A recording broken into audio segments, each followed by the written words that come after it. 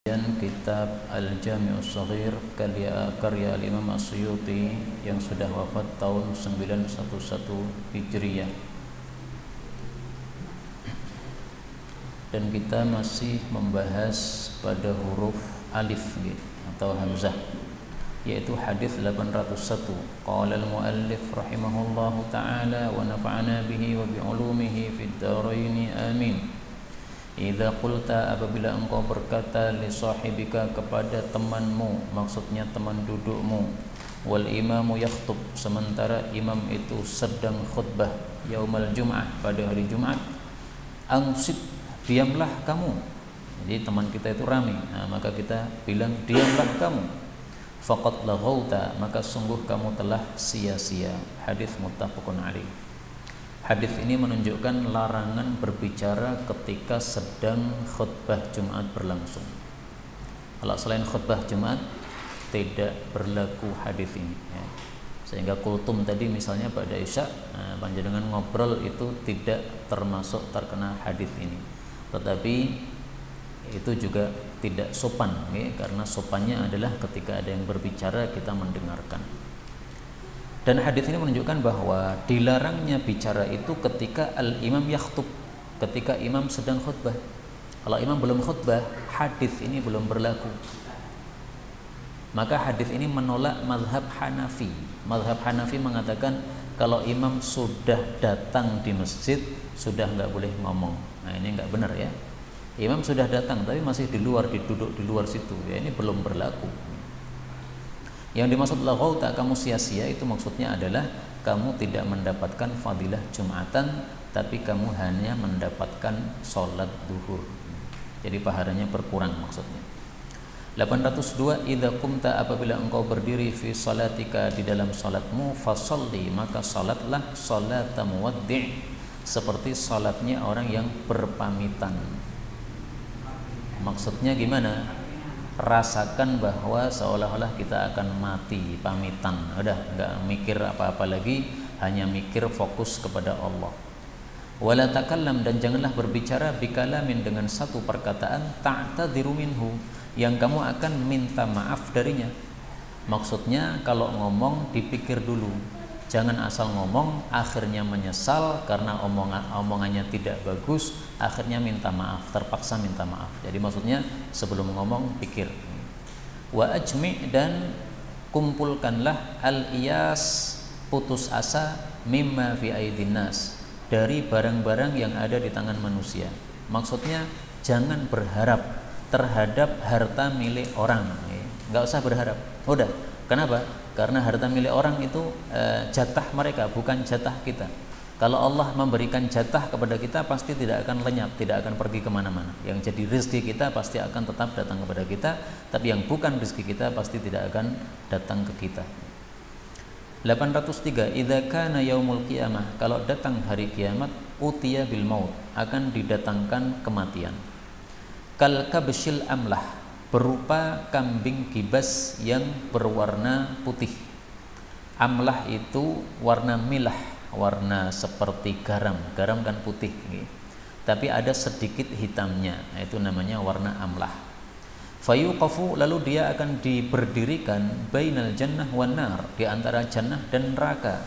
Fayuzbah, lalu kambing itu disembelih, ya, kematian itu disembelih. Wahum yang durun, mereka semuanya melihat. Mereka itu maksudnya ahli jannah dan ahli neraka. Falau anna ahadan, maka seandainya ada orang yang mata farahan, mati karena bahagia, lama ta ahlul jannah, pasti mati penghuni jannah. Kenapa? Saking bahagianya. Seandainya ada, ya, tapi nggak ada orang mati karena bahagia, itu nggak ada. Walau anna ahadan mata husnan, kalaupun juga ada orang mati karena sedih, lama ta ahlun nar, niscaya mati pula penghuni neraka itu. Hadis ini didhaifkan oleh Al-Albani. Tapi makna secara umum sahih, yaitu bahwasanya nanti di akhirat kematian itu akan disembelih oleh Allah Subhanahu wa taala. Karena banyak hadis-hadis yang semisal, misalnya hadis tentang idza dakhala ahlul jannatil jannah wa ahlun narin nar, Kalau masuk jannah, kalau ahli jannah sudah masuk jannah, ahli neraka sudah masuk neraka, yuja'u bil maut ka'annahu kabsyun amlah. Didatangkan kematian seolah-olah kambing gibas yang berwarna putih. Kemudian Allah Subhanahu wa taala bertanya, "Ya ahlal jannah, hal ta'rifuna hadza?" Hei ahli jannah, kamu kenal enggak ini siapa nih? Fayashra'ibun, mereka melongok, fayangdurun, mereka melihat, wa yaquluna na'am hadzal maut. Mereka menjawab, "Ya, kami tahu, itu kan kematian itu." Kemudian Allah Subhanahu wa taala menyeru lagi, "Ya ahlan nar, hal ta'rifuna hadza?" Ini bisa jadi yang menyeru Allah, bisa jadi malaikat ya, yaitu malaikat yang disuruh oleh Allah. Nah, kemudian ahli neraka melongok, mereka melihat, mereka menjawab, "Ya, kami tahu itu adalah kematian," karena semuanya sudah pernah melihat si kematian tadi. Lalu Allah perintahkan supaya disembelih. Kemudian dikatakan, "Wahai ahli jannah, kekal, enggak ada mati. Wahai ahli nar, kekal, tidak ada mati." Hadis muttafaqun alaih. Jadi yang dhaif dari hadis tadi itu sebenarnya hanya pada kalimat terakhirnya ini. Falau anna ahadan mata farahan, dan seterusnya itu ya. Kalau kalimat pertamanya itu malah maknanya adalah muttafaqun alaih. Dan dari hadis ini kita ambil pelajaran bahwa neraka itu kekal, tidak ada berhentinya. Dalam masalah ini memang ada perselisihan pendapat, sampai dikumpulkan oleh Ibnul Qayyim itu ada 7 pendapat. Dari 7 pendapat ini yang benar adalah pendapat mayoritas ulama, seolah-olah mereka sepakat bahwa neraka tidak ada habisnya, siksanya terus menerus, dan orang yang disiksa juga terus menerus tanpa berhenti. Karena tadi sudah disebutkan khulud, kekal, la maut, nggak ada mati. Kalau nggak ada mati berarti terus hidup di dalam neraka. Kalau terus hidup berarti disiksa terus. Karena kalau tidak disiksa terus, apa fungsinya neraka diciptakan itu berarti ini pendapat mayoritas ulama. Karena itu nggak usah ikuti pendapat-pendapat yang lain yang mengatakan bahwa neraka suatu saat akan fana, akan selesai. Enggak benar. 804. Idza kana yaumul jum'ah, apabila datang hari Jumat, kana adalah ala babin min abwabil masjid, di pintu-pintu masjid, malaikatun, ada banyak malaikat. Jadi tanwin ini menurut para ulama litaktsir, menunjukkan banyak, berarti malaikatnya ini banyak. Yaktubuna nas, mereka menulis para manusia ala qadri manazilihim, sesuai kadar posisi mereka. Yang dimaksud posisi itu paling cepatnya datang ke masjid. Maka Nabi mengatakan al-awwal fal-awwal, yaitu yang pertama lalu yang pertama. Jadi semakin pertama semakin mulia derajatnya di hadapan Allah, ditulis namanya oleh malaikat tadi. Ya, ini Pak Fulan datang, ini Bu Fulan datang. Fa idza jalasal imam, kalau imam sudah duduk, tawau suhuf, mereka pun melipat lembaran-lembaran tadi. Nah, ini berarti malaikat ini bukan malaikat pencatat amal. Kalau malaikat pencatat amal itu kan bersama seluruh para manusia kan, kanan kiri itu. Ini adalah malaikat khusus pencatat hari Jumat. Waja'u yastami'una dzikr, dan mereka datang mendengarkan peringatan. Wa matsalul muhajir, perumpamaan orang yang datang pagi-pagi, maksudnya datang pada jam pertama. Kamatsalil ladzi, seperti orang yang yuhdi badanatan, mengkorbankan seekor unta gemuk.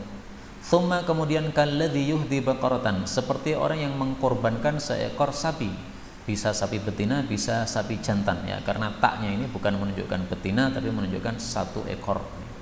Tsumma kalladzi yuhdi kabshan, kemudian seperti orang yang berkorban kambing gibas jantan.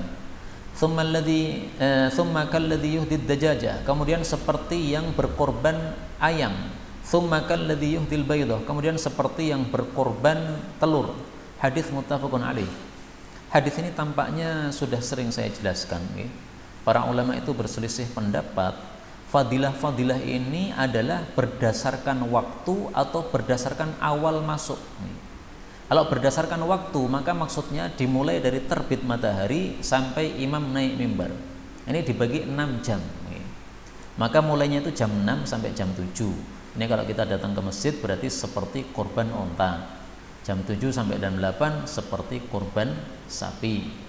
8 sampai 9 seperti korban kambing, 9 sampai 10 seperti korban ayam, 10 sampai 11 seperti korban burung. Di sini nggak disebutkan burung, tapi di hadis yang lain.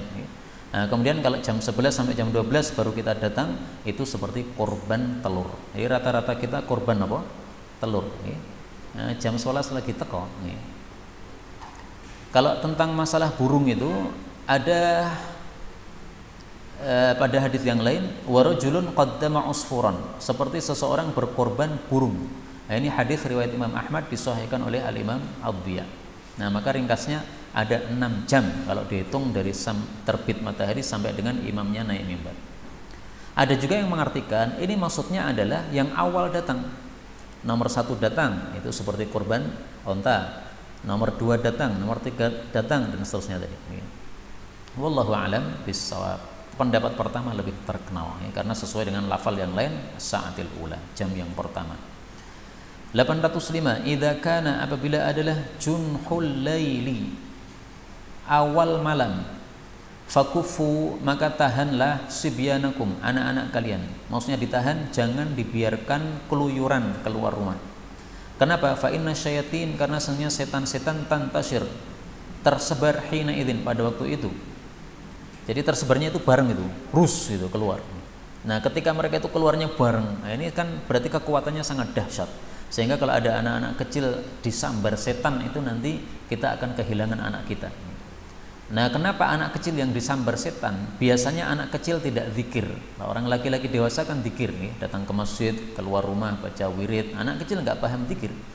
Yang kedua, anak kecil itu biasanya bawa najis, ya, dia cawek nggak bersih, akhirnya bawa najis. Setan senang sama yang najis-najis gini.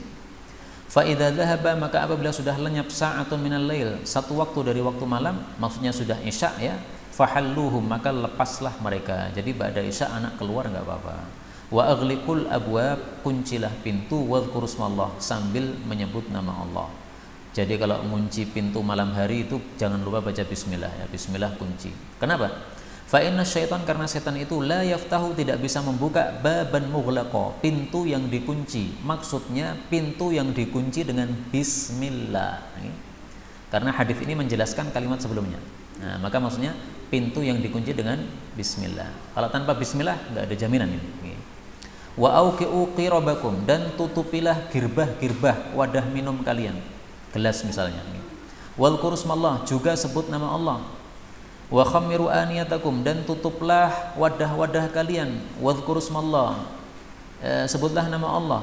Walau anta'ridu, meskipun kalian hanya menaruh alaihi, di atasnya syai'an, sesuatu. Jadi misalnya gelas ini tidak punya tutup, maka dikasih sedotan di atasnya. Nah, ini sudah cukup. Yang penting ada penghalang. Wa atfi'u, dan tutup dan padamkanlah masahibihakum, lampu-lampu kalian, maksudnya tintir-tintir kalian, atau apa namanya, api-api, lilin-lilin kalian. Adapun kalau lampu seperti ini enggak berlaku, karena dalam hadis yang lain disebutkan sebabnya kenapa kita harus mematikan lampu itu, karena biasanya tikus itu menarik sumbu kemudian membakar rumah. Nah, kalau lampu ini kan nggak bisa untuk membakar rumah, ya. Tikusnya nggak bisa mereteli lampu, sehingga ini tidak berlaku untuk lampu. Tapi secara umum sebagian orang ulama kontemporer atau orang kontemporer lah ya, mereka mengatakan kalau lampu ini dimatikan pada waktu kita tidur, ini lebih bagus dari sisi kesehatan, karena kita istirahatnya bisa 100% apabila istirahat dalam posisi lampunya mati. Jadi sehingga ketika bangun itu bisa fresh gitu. Tapi ala kulli hal, mematikan lampu ini tidak bisa dengan dalil ini. Ya, ini dalilnya bukan untuk lampu tapi untuk api. Adapun kalau itu dikatakan lebih sehat untuk kesehatan kita, yaitu masalah lain ya. Saya pribadi memang lebih suka tidur dengan kondisi gelap, ya. Karena apa? Katanya lebih bisa istirahat badan kita. Dari hadis ini Imam Nawawi mengambil kesimpulan umum. Kesimpulannya apa? Hadis ini menunjukkan adab bahwasanya segala sesuatu hendaklah dilakukan dengan bismillah. Perhatikan sabda Nabi. Kunci pintu bismillah, tutupi girbah bismillah, tutupi bejana bismillah. Jadi segala sesuatu perlu bismillah. Naik motor bismillah, berangkat dari rumah menuju ke pengajian bismillah, nanti pulang keluar bismillah. Makanya bismillah terus biar berkah. Bahkan hubungan intim juga disuruh apa? Bismillah, supaya kita selamat dari afat-afat atau musibah-musibah. 806. Idza kana, apabila adalah yaumu shaumi ahadikum, hari puasa kalian, fala yarfuth, maka jangan bicara keji. Kata-kata yarfuth itu artinya bicara jelek atau bicara keji. Kadang-kadang bermakna juga bicara mesum. Tidak harus mesum ya. Perkataan keji secara umum dilarang. Wala yajhal, jangan berbuat bodoh. Berbuat bodoh itu maksudnya berbuat yang tidak sesuai ilmu. Misalnya apa contohnya? Puasa malah bertengkar. Sesama muslim itu nggak boleh bertengkar. Ini puasa malah bertengkar. Ini bukan berarti kalau tidak puasa boleh bertengkar, enggak. Maksudnya posisi puasa lebih dahsyat untuk tidak boleh bertengkar. Fa ini mru'un syatamahu, kalau ada orang yang mencaci dia, au qatalahu, atau mengajak duel dia, ya, memerangi dia, menengkari dia, falyakul, maka hendaklah dia mengucapkan inni shaim, aku lagi puasa. Maksudnya apa? Ini saya lagi ibadah, jangan diganggu. Padu itu ya, bertengkar itu adalah setan itu. Saya nggak mau, saya lagi ibadah sama Allah. Maka perkataan ini shaim ini diucapkan dengan keras, bukan dengan dibatin dalam hati. Sebagian ulama akan memahami ini dibatin dalam hati, ini nggak benar. Ya. Nabi mengatakan apa? Falyakul, hendaklah dia mengucapkan, itu maksudnya memperingati dia. Saya lagi puasa, saya lagi ibadah sama Allah. Kamu mengajak saya untuk beribadah kepada setan, yaitu bertengkar. Bertengkar itu kan dari setan. Nah, maka ini diucapkan keras untuk mengingatkan dia. Jadi bukan untuk memamerkan aku lagi puasa nih, enggak begitu ya, tapi untuk mengingatkan dia. 807. Ini hadis palsu sehingga saya kasih tanda bintang. Idza kana, apabila adalah akhir zaman, wakhtalafatil ahwa, dan telah berselisih hawa nafsu maksudnya ahli bid'ah ya, bid'ah bermunculan. Fa'alaikum, maka pegangilah bidini ahlil badiyah, agamanya orang-orang badui, wan nisa, dan kaum wanita. Maksudnya gimana? Maksudnya kalau sudah muncul pendapat-pendapat yang beraneka ragam dalam masalah keimanan ini, sudah nggak usah peduli ucapan-ucapan orang itu, kembalilah kepada agamanya orang-orang awam. Orang-orang awam itu akidahnya lebih selamat daripada orang-orang yang banyak baca sini, banyak baca situ, banyak dengar ini, banyak dengar itu. Misalnya orang awam kalau ditanya Quran itu apa, mereka pasti menjawab itu kalam Allah, titik. Nggak mungkin ada orang awam mengatakan Quran itu makhluk, nggak mungkin. Bahkan saya tidak pernah mendengar Quran itu makhluk kecuali setelah saya jadi santri, Pak. Sebelum saya jadi santri, masih anak-anak SD, ngertinya ya Quran itu kalam Allah, titik. Begitu sudah jadi santri, ada pelajaran akidah, ada perbandingan madhab, ada pelajaran kelompok Syiah misalnya akidahnya begini, kelompok Murji'ah akidahnya begini, jadi paham, oh ternyata ada perselisihan pendapat. Ada yang mengatakan Quran makhluk, ada yang mengatakan Quran begini, macam-macam. Nah itu semuanya itu apa? Itu adalah karena hawa nafsu sehingga muncul perbedaan pendapat yang banyak. Udah nggak usah peduli itu, ikuti kembali kepada ajaran dulu. Kamu pas awam dulu ngerti apa?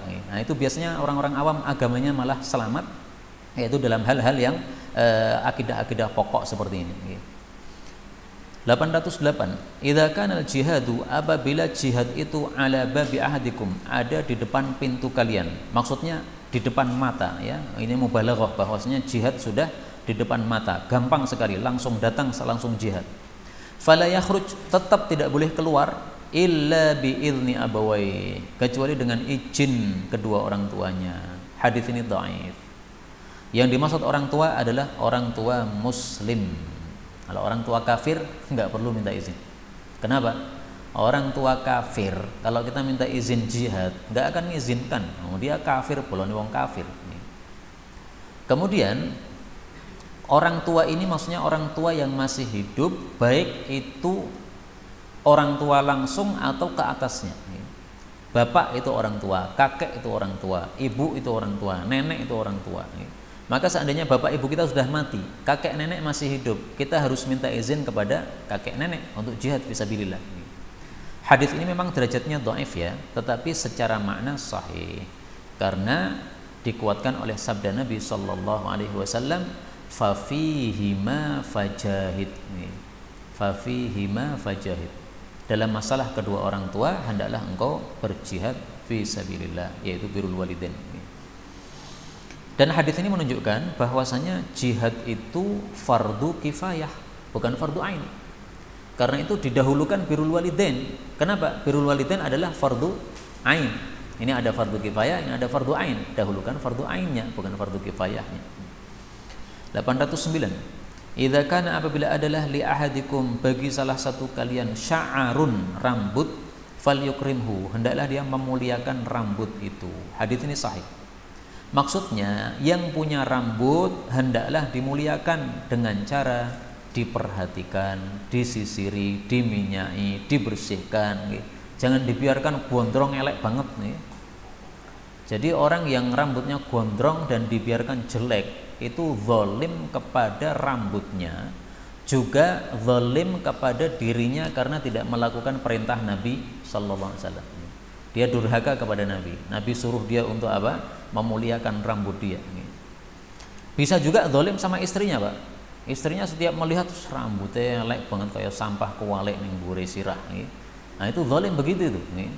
Jadi jangan apa menyuruh istri dandan terus tapi dirinya sebagai suami nggak pernah dandan, ya kasihan istrinya.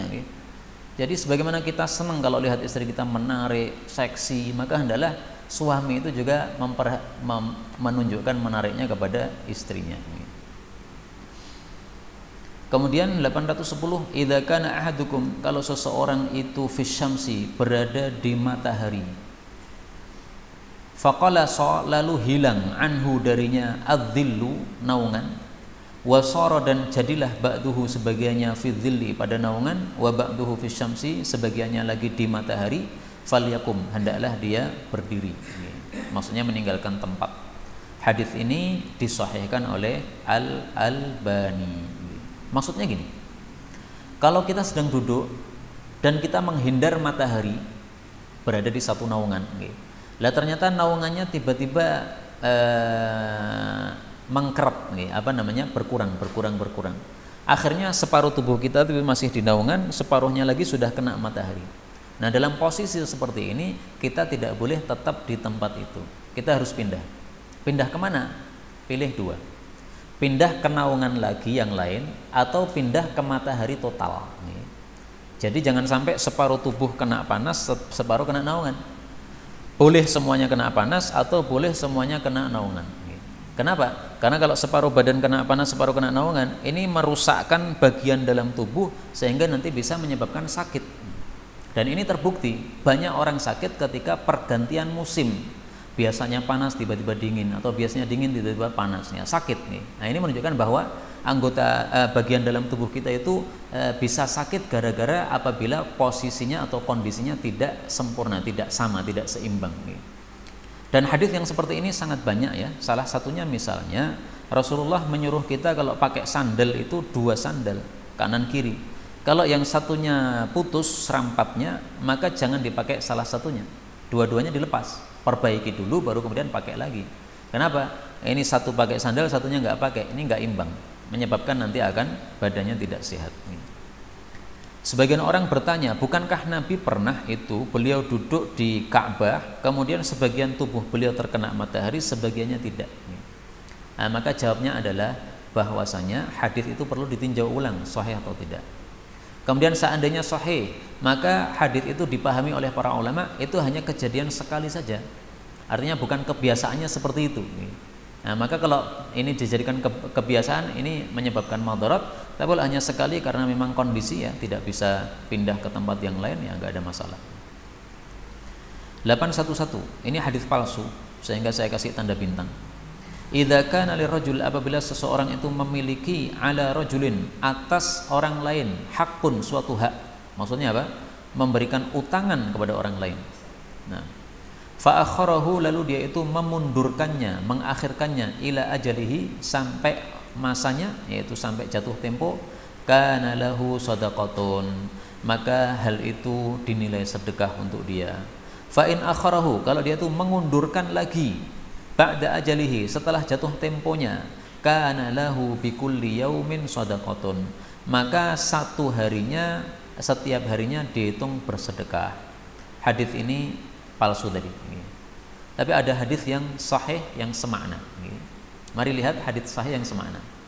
Kalimatnya man angdhara. Ini semakna. Man angdhara mu'siran. Barang siapa yang memberikan tempo kepada orang yang kesulitan untuk melunasi hutang, falahu bikulli yaumin mithluhu shadaqatan. Maka setiap harinya dia dihitung mendapatkan pahala sedekah semisal uang yang dia pinjamkan. Jadi misalnya gini, saya memberikan pinjaman 1 juta kepada seseorang, sampai kapan? Sampai akhir bulan. Nah, setiap harinya itu saya mendapatkan pahala sedekah 1 juta, besok lagi pahala sedekah 1 juta, terus begitu. Qabla ayyahillad dain, sebelum jatuh tempo. Fa idza halad dain, kalau sudah jatuh tempo, fa angdharahu, dia tunda lagi, ya, ditambah lagi 1 bulan lagi misalnya, falahu bikulli yaumin mithlahu shadaqatan. Maka setiap harinya dia mendapatkan pahala 2 kali lipat. Jadi saya tambah lagi 1 bulan lagi, atau saya tambah 1 tahun sekalian. Nah, setiap harinya saya seolah-olah bersedekah 2 juta, 2 juta, 2 juta gitu. Hadis riwayat Imam Ibnu Majah sahih. Karena itu sebagian sahabat itu lebih suka memberikan pinjaman daripada memberikan langsung. Kalau memberikan langsung kan pahalanya sekali itu aja kan. Kalau memberikan pinjaman, nah maka setiap hari dapat pahala, setiap hari dapat pahala, setiap hari dapat pahala. Pintar juga nih sahabat ini. Mikir pahala gitu. Kalau kita mungkin mikir duitnya Pak. Timbang tak kayak tak utangke wae, tak utangke engko balik meneh. Nah, mikirnya beda. Kalau sahabat itu mikirnya lebih fokusnya ke pahala, kalau kita lebih fokusnya mikir duitnya, subhanallah. Kembali ke sini. 812. Idza kana fi akhiriz zaman, apabila di akhir zaman, fala budda, haruslah linnasi, bagi manusia, fiha, padanya, minad darahim wad dananir, punya uang dirham, punya uang dinar. Untuk apa? Yuqimur rajul, seseorang menegakkan, biha, dengan dinar dan dirham, dinahu, agamanya, wa dunyahu, dan dunianya. Hadis ini dhaif. Maksudnya zaman dulu itu masih banyak orang yang berbuat baik. Kebaikan itu masih dominan. Sehingga kalau ada orang fokus ibadah, fokus mencari ilmu, itu nanti pasti ada orang lain yang menanggung nafkah dia. Ada orang senang melihat dia, wah kamu fokus talabul ilm, sudahlah antum fokus terus saja. Nanti saya backup makannya, nggak usah mikir makan saya tanggung. Yang penting kamu jadi ulama, saya dapat pahalanya udah senang. Nah, maka zaman dulu banyak seperti itu. Tapi kalau zaman sekarang nggak ada yang peduli. Mau ada orang miskin, mau ada orang fokus talabul ilmi, sekarang mukono, aku tetap mengumpulkan duit. Nah, kemudian setelah duitnya banyak untuk dirinya sendiri, tidak mikirkan orang lain. Nah, maka itulah yang dimaksud ya, kalau di akhir zaman kamu harus punya duit. Kenapa? Kalau kamu tidak punya duit, tidak ada yang memberi kamu. Kenapa? Orang yang perhatian kepada orang lain itu sudah sangat sedikit. 813. Idza kana itsnan, kalau ada 2 orang, yatanajayan, sedang berbisik-bisik, fala tadkhul, maka kamu jangan masuk, bainahuma, antara keduanya. Perintah ini menurut para ulama adalah perintah wajib. Hadis ini derajatnya sahih ya, belum ada derajatnya, tulis sendiri sahih. Artinya kita masuk pada 2 orang yang sedang bisik-bisik itu hukumnya haram. Ada orang lagi bisik-bisik, ini berarti kan perkara rahasia. Tiba-tiba kita langsung nyelonong masuk begitu, nggak boleh. Minta izin dulu. Boleh nggak saya ikut nimbrung nih? Oh nggak apa-apa. Ini masalahnya nggak begitu rahasia. Boleh masuk. Nah, kalau diizinkan boleh. Kalau nggak boleh. 814. Idza kana ahadukum faqiran, kalau seseorang itu fakir, falyabda binafsi, hendaklah dia memulai nafkah untuk dirinya sendiri. Fa in kana fadlun, kalau tersisa, fa'ala iyali, baru untuk tanggungannya, yaitu anak istrinya. Fa in kana fadlun, kalau masih ada sisa lagi, fa'ala dzi qarabati, maka untuk kerabat-kerabatnya, ya kakaknya, adiknya, sepupunya dan sebagainya. Fa in kana fadlun, kalau masih ada sisa lagi, fahahuna wahahuna, maka sedekah ke sana kemari. Hadis ini riwayat Imam Muslim sahih. Dari hadis ini Imam Nawawi mengambil 3 pelajaran. Pelajaran pertama, bahwasanya cara infak itu didahulukan yang paling wajib. Yang paling wajib apa? Untuk dirimu sendiri. Karena diri kita ini bukan milik kita, ini hanya titipan Allah. Jangan menelantarkan diri kita sehingga lapar dibiarkan lapar, akhirnya sakit mati. Ini zalim sama diri kita. Nggak boleh begitu. Lapar beli makan. Kalau sudah diri kita cukup, nah kemudian keluarga. Keluarga cukup, baru yang lain, kerabat-kerabat, tetangga-tetangga dan seterusnya. Kemudian pelajaran kedua kata Imam Nawawi bahwasanya kalau harta itu hanya sedikit, cukup untuk satu orang, maka caranya adalah didahulukan yang paling berhak. Misalnya ada uang 100.000, yang sakit 5 orang, masing-masing berobat itu habis 100.000. Nah ini uangnya 100.000, untuk 5 orang nggak cukup, satu aja yang bisa. Nah siapa yang berhak mendapatkan satu ini?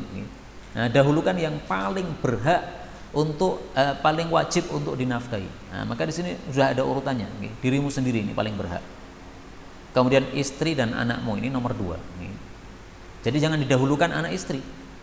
Wah saya nggak apa-apa, saya mati, anak istri saya aja duluan. Loh, panjenengan mati, anak istri nanti sembuh, habis itu mereka pusing mereka. Biasanya dapat duit dari suaminya, ini sudah nggak ada suami lagi, malah susah. Panjenengan dulu sehatkan. Obatkan 100.000 tadi, sehatkan. Nah, kalau panjenengan sudah sehat, bisa kerja lagi, bisa cari nafkah lagi, kemudian mengobatkan anak istri. Dahulukan dirinya sendiri dulu.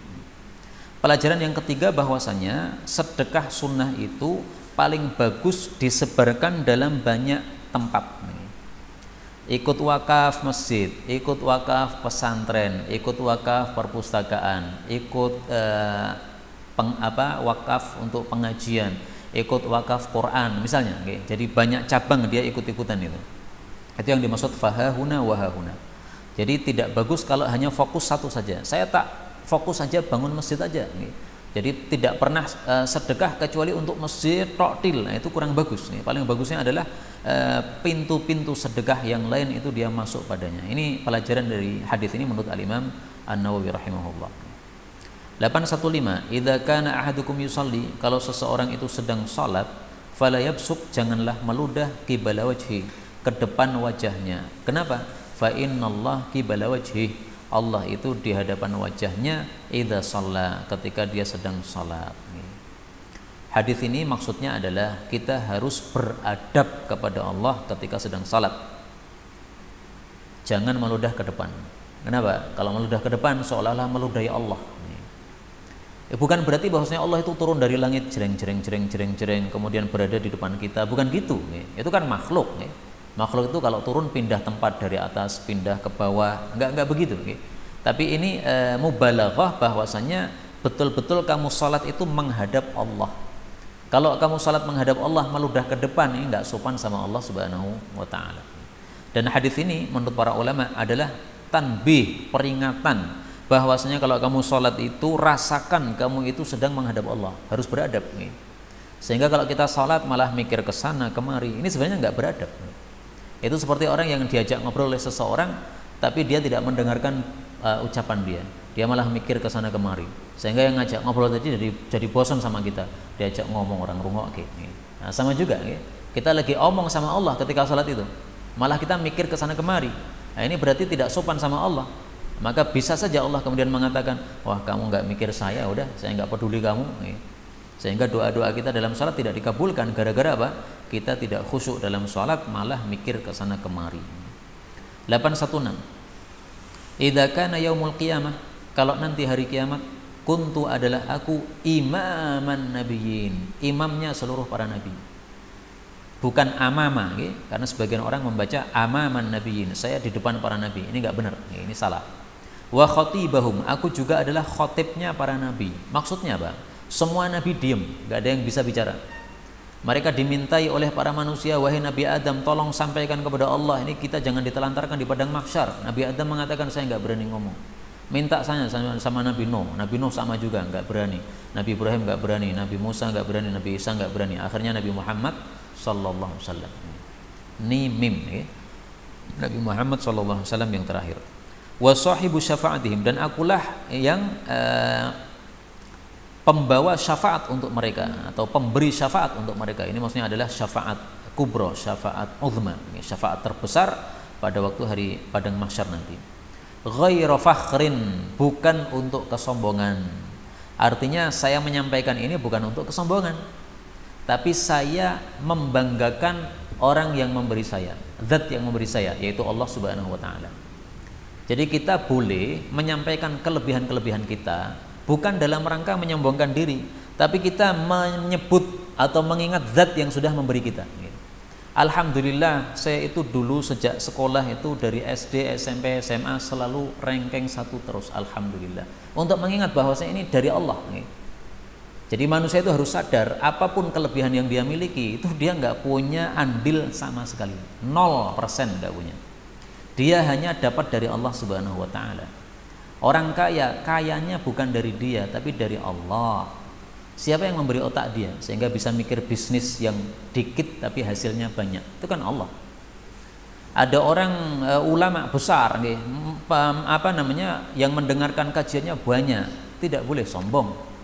Yang menyebabkan kamu pintar ngomong sehingga ucapanmu menarik, sehingga orang datang banyak ribuan kalau kamu ceramah, itu siapa yang ngasih kamu fasih begitu? Itu juga Allah Subhanahu wa taala. Demikian juga kalau kita beramal, kita setiap hari bisa membaca Quran 5 juz. Wah, semua orang nggak ada yang bisa nih, sombong, nggak bisa begitu. Siapa yang ngasih kamu taufik sehingga kamu bisa membaca Quran 5 juz itu siapa? Allah Subhanahu wa taala. Nabi Muhammad saja diingatkan oleh Allah. Hei Nabi Muhammad, wa ma ramaita il ramaita walakin Allah rama. Ketika kamu lempar, bukan kamu yang melempar, tapi Allah yang melempar. Nabi Muhammad diingatkan oleh Allah pada waktu perang apa itu ya, Uhud nih, atau perang Badar nih. Beliau mengambil satu genggam pasir kemudian dilempar ke wajah orang-orang sambil mengatakan syahatil wujuh. Nah, maka pasir yang hanya satu genggam ini mengenai seluruh mata-mata orang-orang kafir. Allah mengingatkan, kamu ketika lempar itu bukan kamu yang melempar, tapi Allah yang melempar. Jadi kamu nggak ada dahsyatnya, blas nggak ada. Dahsyat itu dari Allah, berkah itu dari Allah Subhanahu wa taala. Nah, maka di sini beliau mengatakan ghairu fakhrin. Ini bukan kesombongan, bukan, tapi ini menunjukkan apa? Kelebihan Allah Subhanahu wa taala yang diberikan kepada saya. 817, idza kana yaumul qiyamah, kalau datang hari kiamat, nudiya, akan diseru. Yang menyeru ini adalah seorang malaikat yang diperintah oleh Allah Subhanahu wa taala. Aina abna'u sittin, di mana orang-orang yang usia 60 tahun, 60 tahun atau ke atas. Wa huwal umrul ladzi qala Allah taala, dan 60 itu adalah usia yang disebutkan oleh Allah taala. Awalam nu'ammirkum ma yatadzakkaru fihi man tadzakkar. Bukankah sudah kami berikan usia kepada kalian, satu usia yang yatadzakkaru fihi, bisa mengambil pelajaran di dalamnya, man tadzakkar, orang yang mengambil pelajaran. Artinya usia 60 itu mestinya manusia itu sudah bisa bagus mengambil pelajaran, sehingga dia bisa memperbaiki diri. Kalau dulu dia suka mabuk-mabuk, mestinya usia 60 itu sudah tobat nih. Dia sudah ingat mati, saya mau mati nih, masa mati masih mabuk-mabuk nih. Orang yang suka bohong, orang yang suka malas-malasan sholat jamaah, mestinya tobat kalau sudah usia 60. Bukan berarti nunggu usia 60 nggih. Tapi maksudnya kalau sudah usia 60 belum tobat, wis nemen ranggenah nggih. Ranggenahnya sudah apa? Sudah nemen. Maka dimaksud di sini, di mana orang-orang yang usia 60, ini tujuannya kenapa mereka dipanggil? Itu untuk menunjukkan kepada mereka bahwa orang-orang seperti ini, usia 60 lebih ini kalau masih maksiat itu seranggenah nih. Mestinya dia sudah tobat begitu. Sehingga kalau dia masih selalu maksiat, akhirnya dimasukkan ke dalam neraka, ya salah dia sendiri ya. Tapi hadis ini derajatnya memang dhaif, sehingga kita nggak ngerti apakah nanti di akhirat ada panggilan ini atau enggak. 818, idza kana yaumul qiyamah, kalau datang hari kiamat, nada munadin, akan menyeru seorang penyeru, malaikat ya. La yarfa'anna ahadun, janganlah mengangkat seseorang min hadhil ummah, dari umat Muhammad ini, kitabahu, kitab catatan amalnya, qabla Abi Bakrin wa Umar, sebelum Sayyidina Abu Bakar dan Umar. Hadis ini dhaif. Tapi menurut para ulama, hadis ini maknanya sahih. Kok bisa? Karena Rasulullah bersabda bahwasanya umat Muhammad sallallahu alaihi wasallam ini adalah nahnus sabiqunal awwalun. Nahnul akhirunal awwalun. Kita itu adalah umat akhir, tetapi nanti di akhirat diawalkan oleh Allah. Hisabnya diawalkan, masuk jannahnya diawalkan. Berarti kesimpulannya dikasih kitab catatan amalnya juga diawalkan. Nah sekarang umat Islam, umat Nabi Muhammad, kalau kitab catatan amalnya diberikan pertama, siapa yang paling berhak untuk mendapatkan pertama kali? Tentu saja yang paling mulia. Paling mulia siapa? Abu Bakar, Umar. Maka menurut para ulama, hadis ini meskipun dhaif, maknanya bisa diterima dengan sebab hadis yang umum tadi, ya, bahwasanya umat Nabi Muhammad itu adalah umat yang akhir tetapi akan diawalkan oleh Allah di akhirat. Kalimat hadisnya gimana sih? Coba kita lihat nih. Nahnul akhirun, nahnul akhirun as-sabiqun. Nahnul akhirun as-sabiqun yaumil qiyamah. Kita adalah umat akhir, tapi kita adalah orang-orang yang mendahului nanti pada hari kiamat, yaitu diawalkan, diberikan awal oleh Allah Subhanahu wa taala, hisabnya, masuk jannahnya dan seterusnya. Hadis ini muttafaqun alaih. 819, idza kana yaumul qiyamah, kalau datang hari kiamat, da'allahu ta'ala, Allah taala memanggil bi'abdin, seorang hamba, min abidihi, dari hamba-hambanya, fayaqifu baina yadayhi, lalu dia berdiri di hadapan Allah, fayas'aluhu, Allah bertanya kepada dia, anjahihi, tentang jabatannya. Hei Jokowi, kamu saya kasih jabatan Presiden Indonesia, tok bungopo. Ditanya dua intinya, okay? Dapatnya jabatan dari mana? Halal kok nyogok. Kemudian setelah menjabat digunakan untuk apa? Untuk memperkaya diri atau untuk membela hak rakyat, orang-orang miskin atau orang-orang lemah, atau untuk mendolimi para ulama? Nah, ditanya oleh Allah. Kama yas'alu, sebagaimana Allah bertanya an malihi, tentang hartanya. Harta kan juga dua pertanyaan kan? Nemunya dari mana harta itu, kemudian dipakai apa? Nah, jabatan juga gitu. Nemunya dulu gimana, caranya, dipakai apa? Maka semua yang punya jabatan nanti akan ditanya ini. Meskipun ini hadisnya memang dhaif, ya, tapi secara umum semua kenikmatan akan ditanya oleh Allah Subhanahu wa taala sebagaimana dalam Al-Qur'an, tsumma latus'alunna yawma idzin 'anil na'im. 820, idza kana yaumul qiyamah, kalau datang hari kiamat, a'tallahu ta'ala, Allah taala berikan kulla rajulin, setiap seseorang, min hadhil ummah, dari umat Muhammad ini, rajulan minal kufar, seseorang yang lain dari kalangan orang-orang kafir. Fayuqalu lahu, lalu dikatakan kepadanya, hadza, inilah fidauka, tebusan kamu, minan nar, dari api neraka. Hadis sahih riwayat Imam Muslim. Jadi maksudnya gini, setiap orang yang mukallaf itu mempunyai calon tempat di neraka dan calon tempat di surga. Setiap orang yang apa? Mukallaf. Nah, terserah dia nanti pilih ambil tempatnya yang surga atau ambil yang neraka. Kalau dia orang kafir, berarti dia pilih tempatnya di neraka, tempat di surganya dia tinggalkan. Kalau dia orang muslim, berarti dia pilih tempatnya di surga, tempat di nerakanya dia tinggalkan. Karena itu dalam Al-Quran Allah mengatakan, hadhil jannah allati uristumuha, antilkumul jannah, wanudu, dan mereka diseru, antilkumul jannah, itulah jannah, uritumuha, kalian diwarisi jannah tadi, diwariskan kepada kalian jannah tadi, bima kuntum ta'malun, dengan sebab amal kalian. Kenapa disebutkan uritumuha? Kalian diberi warisan jannah itu. Karena dia selain dapat jatahnya, juga dapat jatah dari apa? Orang kafir yang meninggalkan itu. Nah sekarang setiap orang mukallaf punya tempat di jannah, punya tempat di neraka. Sementara lebih banyak yang masuk ke dalam apa? Neraka daripada yang masuk jannah. Jadi seluruh manusia dari zaman Nabi Adam sampai kiamat itu lebih banyak yang masuk ke dalam neraka.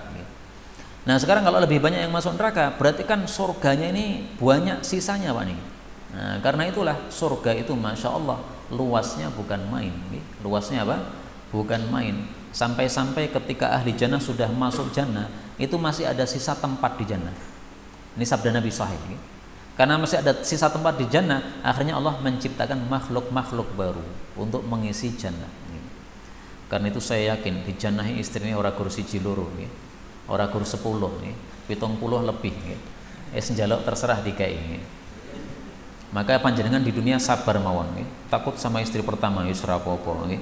Sing penting nanti masuk jannah istrinya akeh. 821. Nggih ta Pak? Rak takut ta nggih? Oh nggih niku jenenge. Mangke ra disambelke malah mumet nih. 821. Idza kana yaumul qiyamah, nanti datang hari kiamat, ba'atsallahu ta'ala, Allah bangkitkan ila kulli mu'minin, kepada setiap orang beriman, malakan, seorang malaikat.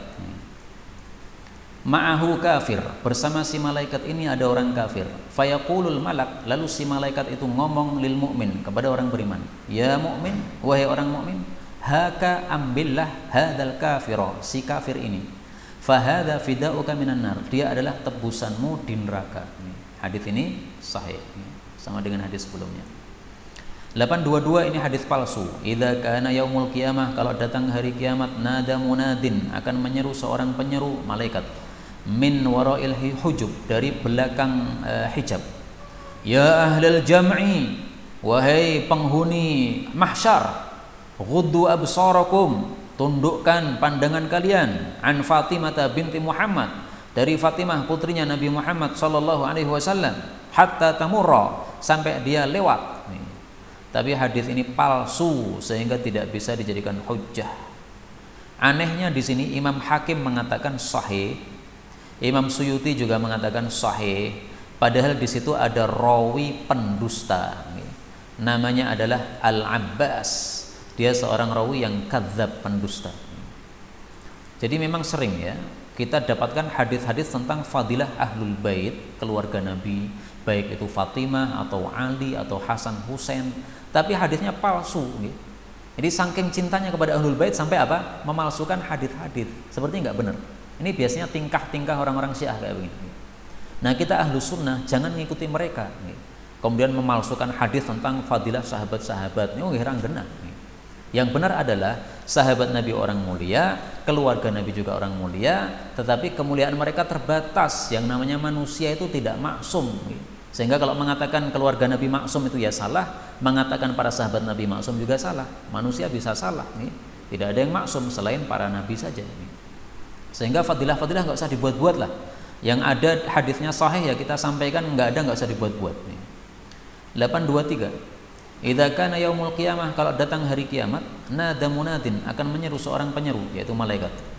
Man amila amalan li ghairillah, siapa yang beramal suatu amal untuk selain Allah, falyatlub thawabahu, hendaklah dia minta pahalanya, mimman amilahu lahu, dari orang yang dia dulu beramal untuk dia. Hadis ini dhaif, tetapi maknanya sesuai atau semakna dengan hadis yang lain. Apa hadis yang lain? Kata kuncinya khalisan. Rasul sallallahu alaihi wasallam bersabda, "Innallaha ta'ala, Allah Ta'ala la yaqbalu minal amal, tidak menerima suatu amal illa ma kana lahu khalisan, kecuali yang ikhlas untuk Allah, wabtughiya bihi wajhuh, dan untuk mencari wajah Allah." Hadis riwayat Nasa'i sahih. Nah, maka yang tidak untuk mencari wajah Allah, tidak untuk mencari pahala Allah, maka tidak bakal diterima oleh Allah, maka diusir ya, suruh cari pahalanya dari orang lain yang dulu dia beramal untuk dia. 824. Idza kana al-fitnah, kalau terjadi fitnah bainal muslimin, antara umat Islam, maksudnya perang sesama muslim, fattakhil saifa, ambillah pedang, min khosyab, dari kayu, maksudnya jangan ikut campur perang. Hadis ini sahih, belum ada derajatnya, tulis sendiri. Jadi perang itu ada dua macam. Kalau perang itu antara muslim dengan kafir, kita harus ikut, yaitu ikut kepada kaum muslimin, karena ini berarti perang membela kebenaran. Tapi kalau perang sesama muslim, ini perang saudara, ini nggak benar, ini namanya fitnah. Maka kalau ada perang fitnah, jangan ikut campur, hendaklah ambil pedang.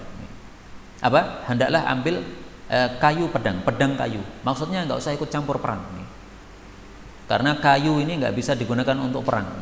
Ini adalah kinayah ya, bukan berarti betul-betul suruh buat pedang-pedangan, enggak. Maksudnya jangan ikut campur. Para ulama mengatakan hadis ini jangan dipahami sesuai zahirnya, tapi pahamilah dengan hadis yang lain. Yaitu apa?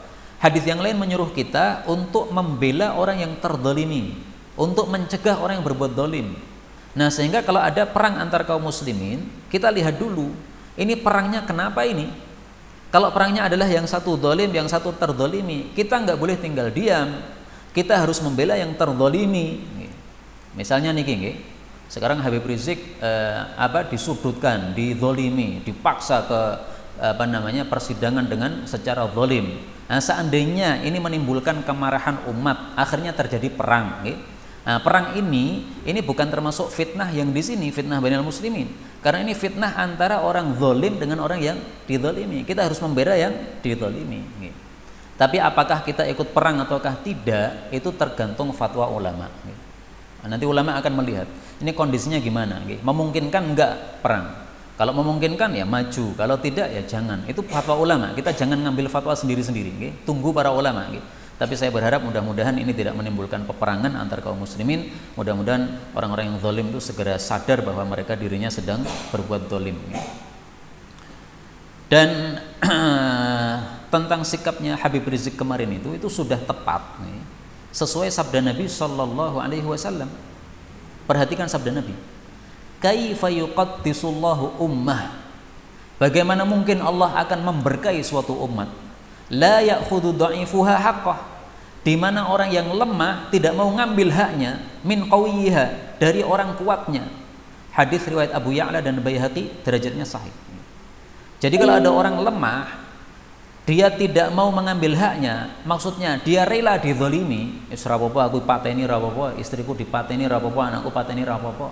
Nah, itu berarti umat yang tidak berhak mendapatkan keberkahan dari Allah. Orang dizalimi itu harus bangkit dia, nggak boleh merelakan begitu. Harus yakhudh, harus ambil. Orang lemah ambil haknya. Nah, maka sikap Habib Rizik kemarin dipaksa untuk datang ke pengadilan padahal secara zalim, sementara dia punya hak untuk minta secara offline, itu sudah benar. Karena kalau beliau membiarkan kezaliman itu, nanti hakim akan berbuat semau gue. Karena apa? Sudah berhasil yang pertama ini, nggak apa-apa. Nah, nanti berikutnya pasti akan lancar begitu. Tapi kalau sekarang kezaliman tampak, kemudian masyarakat umat ini kemudian bangkit membela yang terzalimi, akhirnya mereka gagal dalam kezaliman yang pertama ini, maka berikutnya mereka juga akan mikir lagi. Karena umat sudah bangkit melawan kezaliman. Jadi nahi mungkar itu bukan dibatasi khusus untuk rakyat, enggak. Kalau yang melakukan kemungkaran rakyat maka kita nahi mungkar, kalau yang melakukan pejabat tidak usah nahi mungkar. Enggak begitu, itu salah. Nahi mungkar itu dilakukan oleh umat Islam, wajib hukumnya siapapun yang melakukan. Yang melakukan pejabat tetap wajib nahi mungkar, yang melakukan presiden tetap wajib nahi mungkar, yang melakukan rakyat jelata sama, tetap kewajiban nahi mungkar ini berada di atas pundak kita. Karena meskipun yang melakukan kemungkaran pejabat itu di bawah kekuasaan Allah. Sementara yang membuat peraturan nahi mungkar adalah Allah Subhanahu wa taala, sehingga semuanya kena peraturan. Nah, maka salah paham kalau orang-orang mengatakan bahwa kalau yang melakukan mungkar itu pejabat dibiarkan, enggak benar. Nah, kalau begitu rusak negara kita. 825. Idza kanat umaraukum, kalau pemimpin-pemimpin kalian khiyarakum adalah orang-orang baik, bukan orang-orang zalim. Wa aghniyaukum, dan orang-orang kaya kalian, sumahaakum adalah orang-orang yang dermawan. Wa umurukum syura bainakum, dan perkara kalian itu dimusyawarah di antara kalian. Fadhahrul ardi, maka punggung bumi, khairul lakum, lebih baik bagi kalian, mim batniha, daripada perut bumi. Maksudnya hidup lebih baik daripada mati. Wa idza kanat umaraukum, sebaliknya, kalau pemimpin-pemimpin kalian adalah asyrarakum, orang-orang jelek di antara kalian, zalim, tidak memperhatikan hak rakyat. Wa aghniyaukum bukhalaakum, orang-orang kaya adalah orang-orang pelit, tidak mau keluarkan zakat. Wa umurukum ila nisaikum, adapun urusan kalian dipegang oleh wanita-wanita kalian, ya, jadi suami di bawah kangkangan istri, yang mengatur istri bukan suami. Fabatnul ardi, maka perut bumi, khairul lakum, lebih baik bagi kalian, min dhahriha, daripada punggung bumi, maksudnya lebih baik mati daripada hidup. Hadis ini derajatnya dhaif, belum ada tulisannya, silakan ditulis sendiri, derajatnya dhaif. Inilah yang dapat kita baca pada sore hari ini, benarnya dari Allah Ta'ala, dan apabila ada salahnya fa astaghfirullahal azim li wa lakum, walhamdulillahi rabbil alamin.